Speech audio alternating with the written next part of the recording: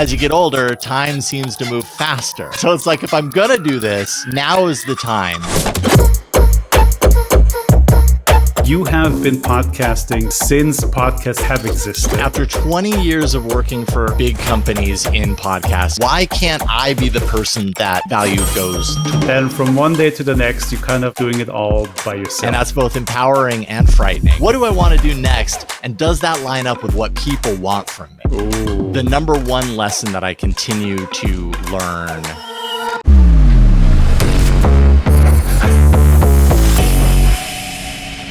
You're the first Orbit community member to be on the show, and I'm super excited to dig into your story. Well, I'm super grateful to be invited and to be able to talk to the audience here and, represent the Orbit community, because it's been pretty awesome. I need a community that can help me be accountable to people other than myself, because as a solo creator, sometimes that accountability is really hard to find. Yeah. Our first conversation pretty much started off right away with the fact that you have been podcasting since podcasts have existed, and kind of in large media organizations as a tech journalist. And quite recently, you have been laid off and decided to go on your own as a YouTuber. Take me back to the day where you got laid off. What was on your mind? How did you make that decision to become a YouTuber? After 20 years of working for big companies in podcasting, building an audience, I had seen friends of mine in the industry, be it journalism, be it podcast, media production, whatever. I'd seen them find success in going independent. And, there was always that little voice in my head that was like, but you can pull that off. No, I mean, you could try, but that would be embarrassing if you weren't able to stick the landing, whatever.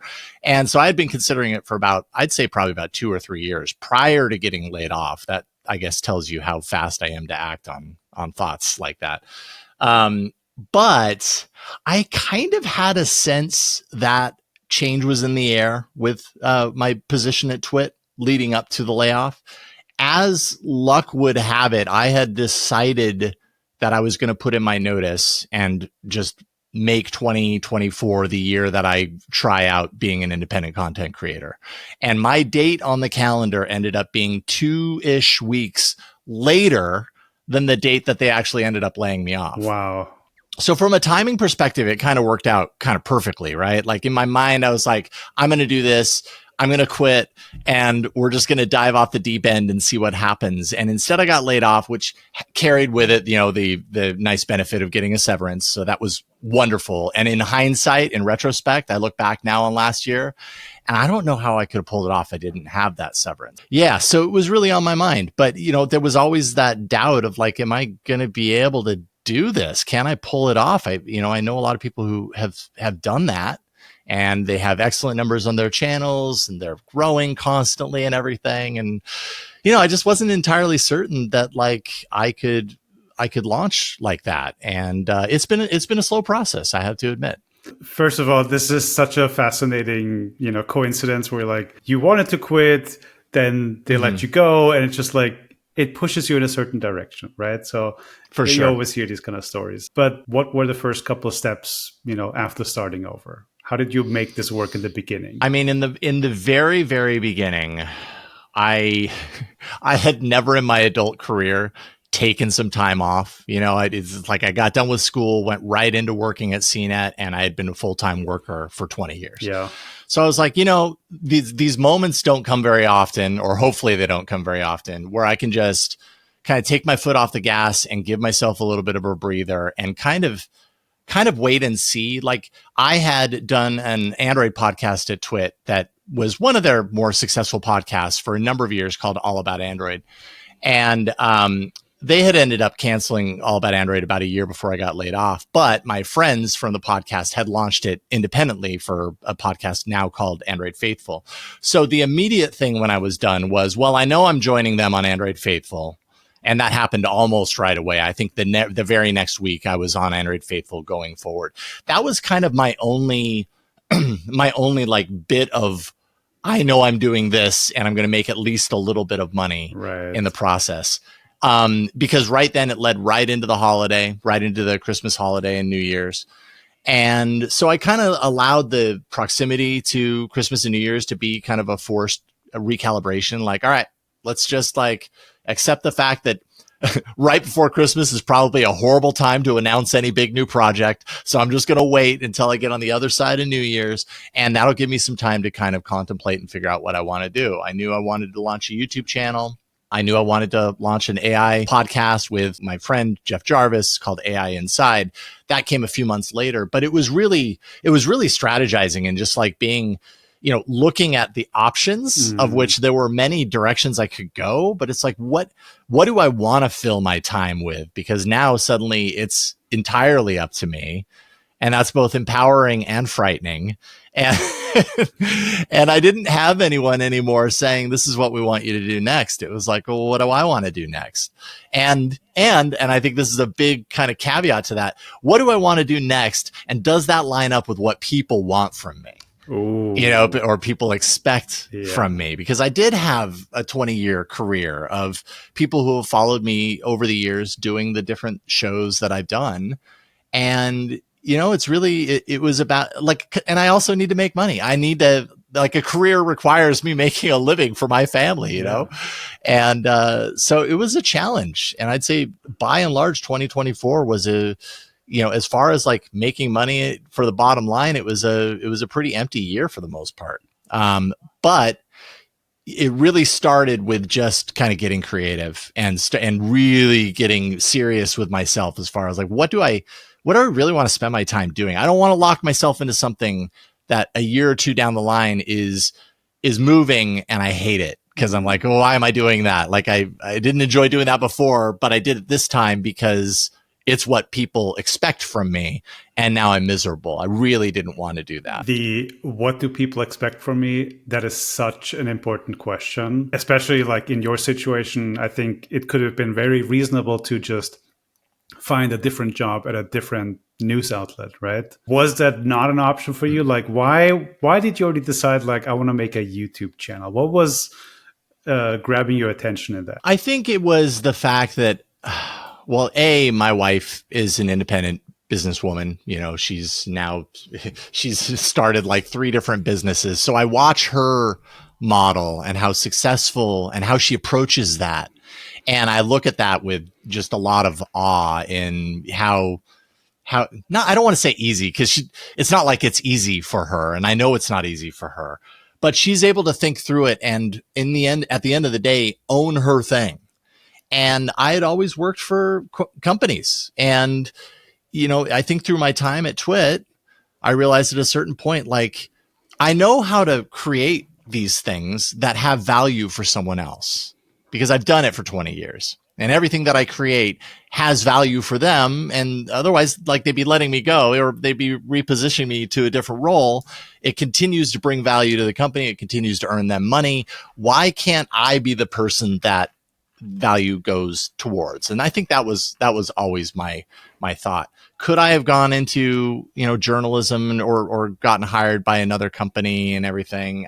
I sure. But I felt like this was kind of an opportunity for me to try something that I had thought of for at least 3, 4, 5 years in one way, shape, or form. And I'm getting older. I'm 49 right now. And I feel like as I get older, my opportunities to take risks like that start to diminish. And as you get older, time seems to move faster. And so it's like, if I'm going to do this, now is the time, because later it's going to be even more challenging. And I also kind of thought about the fact that, like, if I do this now and it's painful, time's still going to go by and it's going to be 2 years later. And 2 years later, am I going to be able to look back and say the last 2 years I've been building my thing? Or am I going to be like, I took that other job instead and now it's 2 years later, and if I had done that, where would I be? And I've done that a lot in my life, in my previous history. Mm-hmm. I didn't want to do that again. And so I decided to take a chance on myself. Ultimately, a friend said, you're taking a bet on yourself. And that's exactly what it is. And if you can't bet on yourself, who can you bet on? Oh my gosh. That is a beautiful quote that's already going to make it into short form clips. I know it. It's true though. Yeah. It's true. No, you. And I think we look for a lot of or I can speak for myself in my history in this industry. I've looked for a lot of external kind of pats on the back or reassurances that I'm doing the right thing. This was really the first time where I said, you know what? I have a gut feeling about this. I'm going to go ahead and take a chance on myself and see where it leads. And if it doesn't work, like at least I tried. At least I can look back and I can go, I did that and I created those things. It didn't quite work the way it did, but I learned an amazing amount in the process. And who knows where that path leads from there? That leads in other directions that I wouldn't have had if I hadn't tried it. So, it was a little bit of financial pain and continues to be a little bit of financial pain, although things are better now. But I think there's a lot of benefits, a lot of very tangible, rewarding benefits outside of just the monetary side of things. It is so true that you learn so many skills building your own little media outlet that even if it fails financially, there's still so much to gain for that you can apply to other areas, right? Hey, real quick, if you're enjoying this conversation, if you're learning something, if you feel inspired, can you do me one simple favor? And that is just to share this episode. Share it with people you know, share it on social media, because the algorithm does not care. But if you're still here, you do. And the only way more people get to see this type of content is if people like you talk about it and share it. So that is the only ask I have for you. This content is completely free and I'd love for you to enjoy it. But yeah, if you want more of this, just share it. And now let's go back to the show. But so what are those things that are different or similar between working with a team and now being responsible for just yourself, right? What are the things that you didn't expect, or what are the things that were super familiar to you? I mean, I can tell you right off the top, the number one lesson that I continue to learn, and maybe it's not a lesson as much as it is an appreciation, but I worked for 20 years with two companies with incredible resources, with wonderful staff, really wonderful people and friends who I worked closely with. And the thing that I don't have now that I had then was just the sheer fact that there was a machinery around what I was doing. Yeah. And when I'm solo, I am the person. I'm the guy in my business. And so I'm planning my content. I'm figuring out how I'm going to record it. I'm writing, scripting, researching, shooting, editing, publishing, social marketing, on top of everything else, in the podcast world or whatever. It's just, it's all, together. You're the intern and the CEO at the same time. Yeah, absolutely that. And so I have a deep appreciation for the fact that, at both of those previous places, I always had a team that I could literally just write my script, sit, tell someone I need time in the studio. I need 20 minutes to record this. I'd have someone, behind the deck recording it and doing video switching if needed, someone running a prompter if I needed that.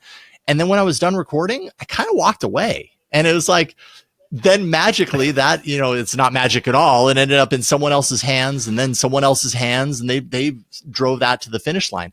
And I was then relieved to start focusing on the next thing that I was going to do. And going independent, especially in the beginning when you're not making much money, you can't build up a team, quite yet. You can't support a team.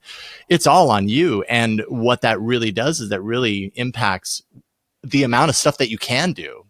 I have so many opportunities and so many ideas, but I can't do them all because I just don't have the time. And that's disappointing to me. I want to do them all. That is one of the biggest challenges I face, because I have no shortage of ideas of like, oh, that would be cool. Oh, that sounds interesting. But at the end of the day, you have to say no to a lot of things if you want to build a successful channel, just because you have to focus on one thing and do that really well. Otherwise, you kind of get lost in the new shiny object syndrome. Is there something that you were taught as I'm just going to say journalist in this machine, that you really felt very strongly about and that shifted once you went independent? I think the thing that has really stood out for me is the value of knowing how to market what you do. Yeah. And it's also the element of my professional career that I had probably the least involvement with. Like Yeah. almost everything else, I had somewhere along the line some sort of involvement with it. But when it comes to marketing, when it comes to choosing, these are the clips that I think are going to work, these are the platforms that I'm going to spread them to, this is the text that I'm going to attach to it to make sure that the right keywords are there, and the right hashtags, and I'm adding all the people, and it's different in every place because they all format things differently. And then podcast swaps, and podcast appearances, booking appearances. I mean, it's the marketing side of things is just something that I was not really brought into the process on over the course of 20 years. And the kind of disappointment that I have around that is marketing is so important. like I could launch my AI Inside podcast as I did. I think I launched it last February in 2024. And immediately out of the gate, we had reasonable numbers for a new podcast to launch, Nice. right? Because we had this built up fan base from Twit when we were kind of building the show. And Twit gave me, by the way, permission to take it and do my own show with it. They were very gracious with that. Nice. And when we launched, we had an immediate fan base, which is amazing. And then over the course of the next year, we just kind of continued doing our thing. And I mean, the number just kind of stayed flat.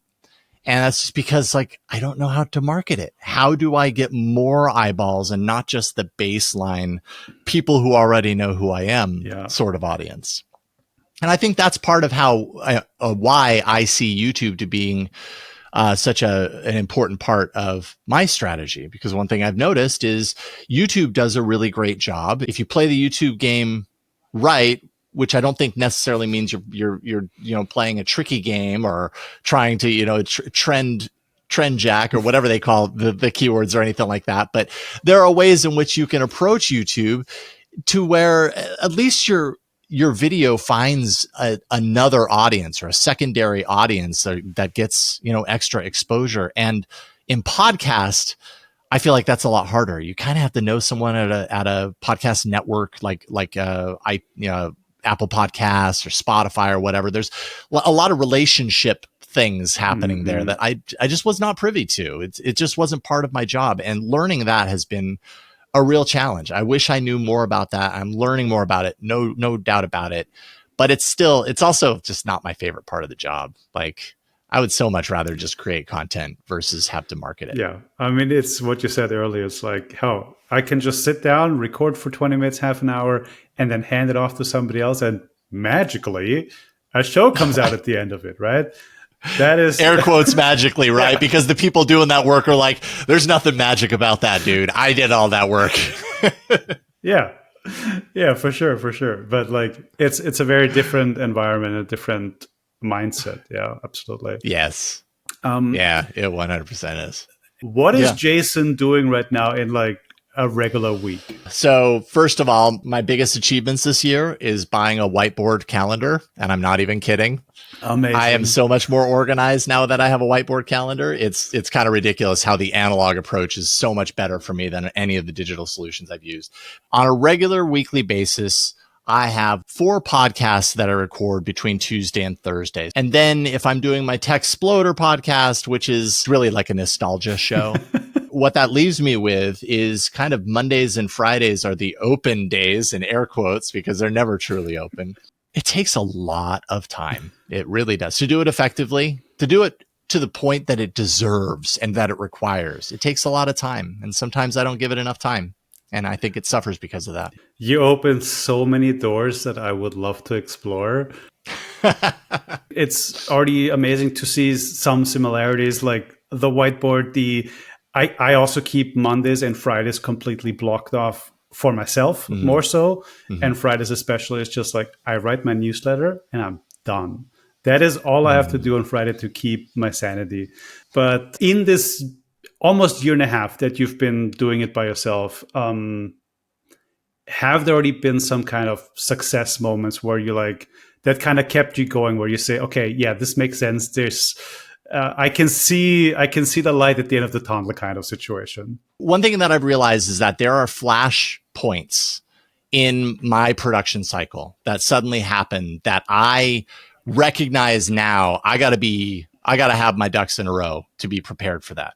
I know in the technology world that I frequent, Google has its Google I/O conference every May, and Google invites me to go every May. And I know that when I go, there's going to be multiple opportunities for me to do. So it's almost like they're tentpole opportunities, right?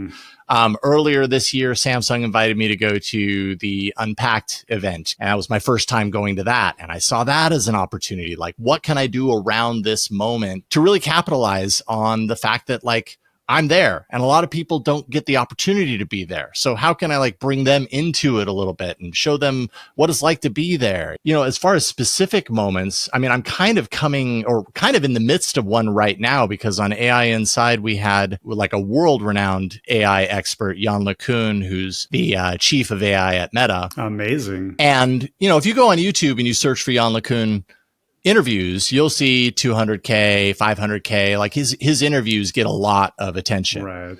And I do it on my little AI show, and it's like, 80, 90, 100. I'm like, baloney. Like, there is no way that we have Jan LeCun on this podcast and this doesn't catch some steam on YouTube if I'm doing my job the way I probably need to do to play the YouTube game, right?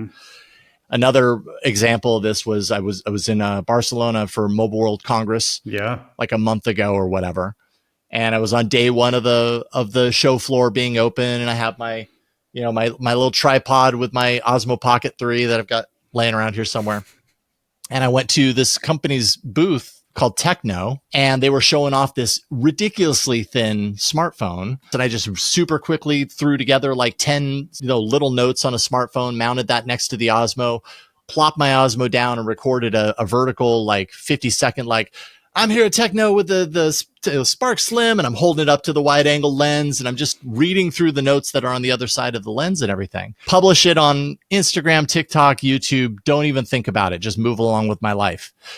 And you never know when those opportunities happen, right? Because this video, for whatever reason, for whatever confluence of events, be it timing, location, trend, the thin phone trend, whatever it is, or a combination of all of them, it's now at 2.1 million on Instagram. Amazing. And I've never had that before. And in one video, my follower count on Instagram jumped from like 1,000 to, I think I checked today, and I think it's right at 8,000, which is weird. Yeah. Like, it's really weird to have one video do that. I've never had that before. But I bring this up just to be like, you don't know when those opportunities happen, but once they do, how can you accentuate? How can you really kind of, or what can you learn from them when they do? Because, and in the Orbit community, this as well as I do.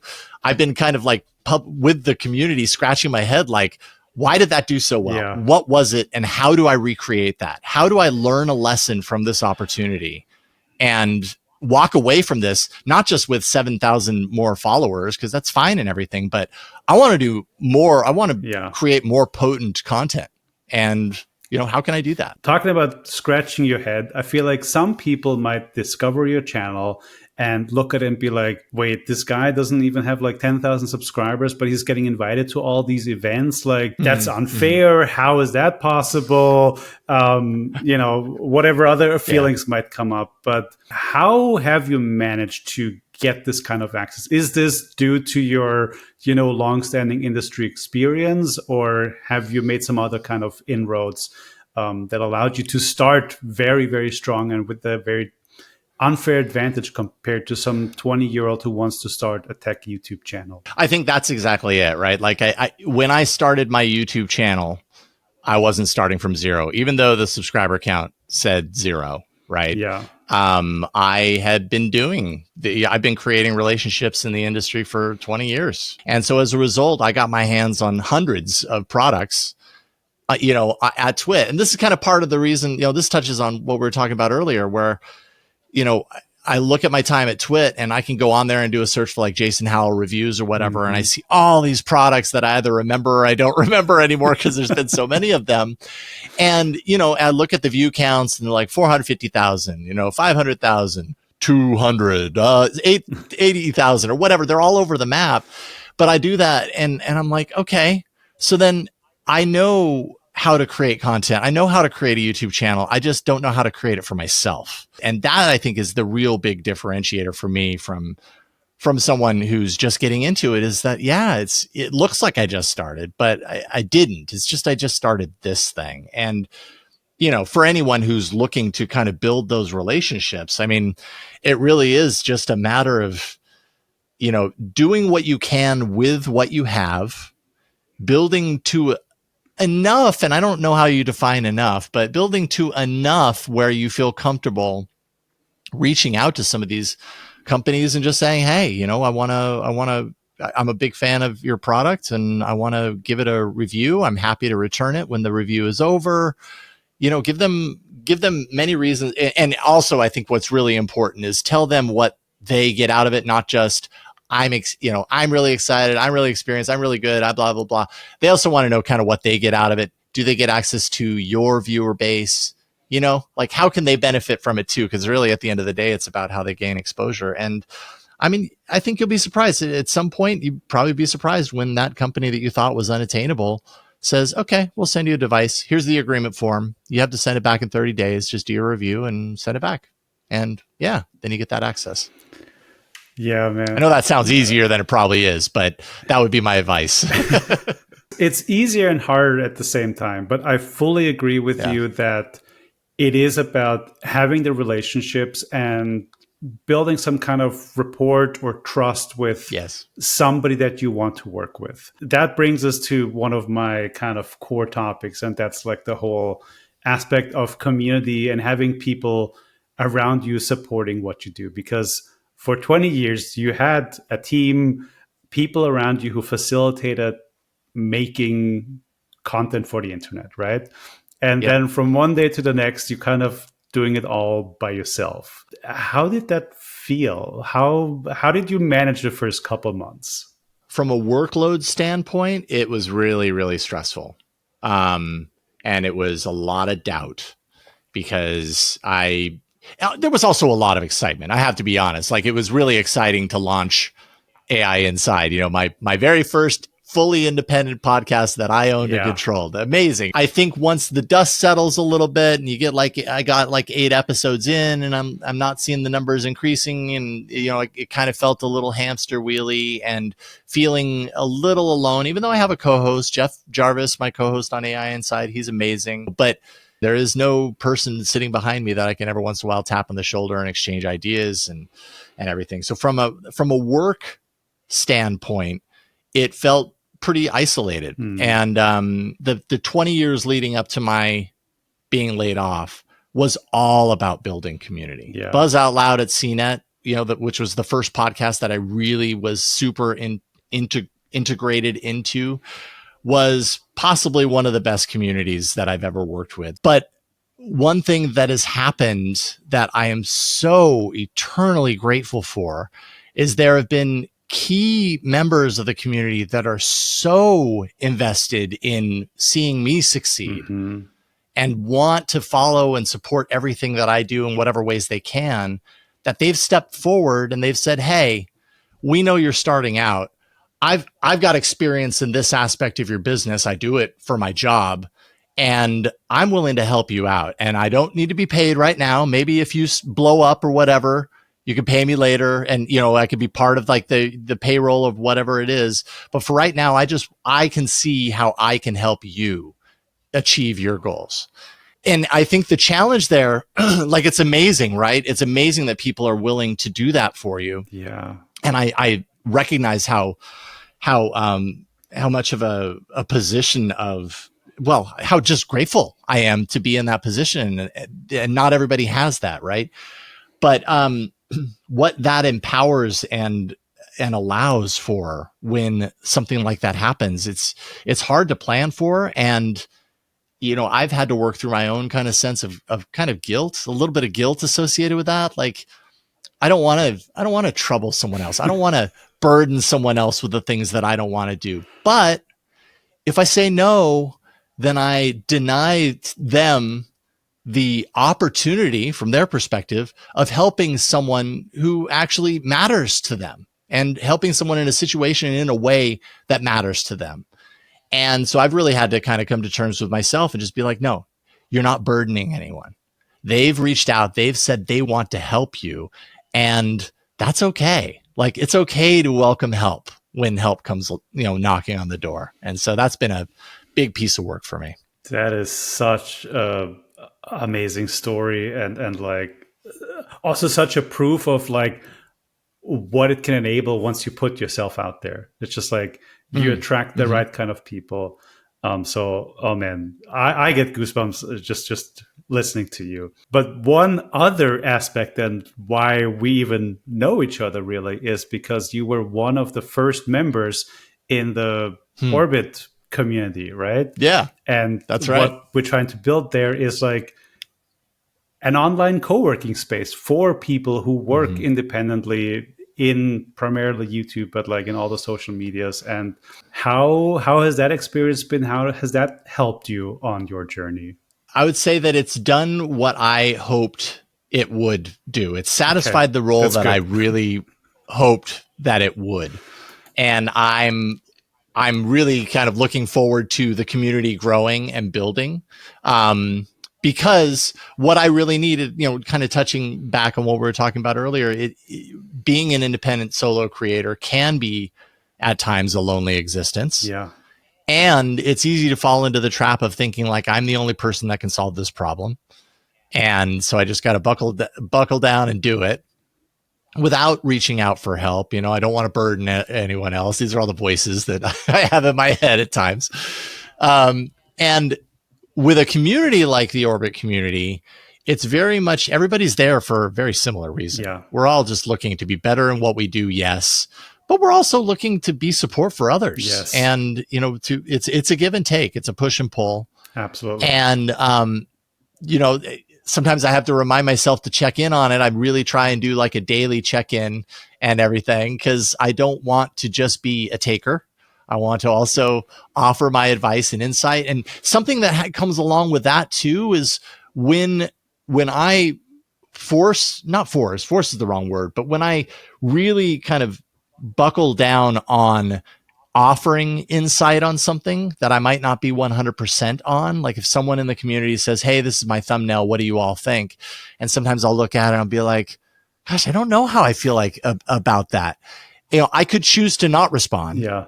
Or I could choose to respond and kind of talk through a little bit of kind of where my mind is at and thinking. And what I've noticed is in doing that, I start to kind of sharpen my perspective on how I really feel about these things. And that in turn serves what I do for myself and gives me ideas for what I do for myself. Yeah. So it's been really beneficial from that perspective. It's really nice to, when I have a question or a thumbnail that I'm not certain about, or, I recently did my first collab experience with a friend of mine, Shannon Morris, and to be able to share some of the successes too and be like, hey, check it out. This thing, took off and I'm so proud of it, and get the pats on the back. That feels good too. Okay. So first of all, I'm happy that you enjoy the experience, that you get something out of it.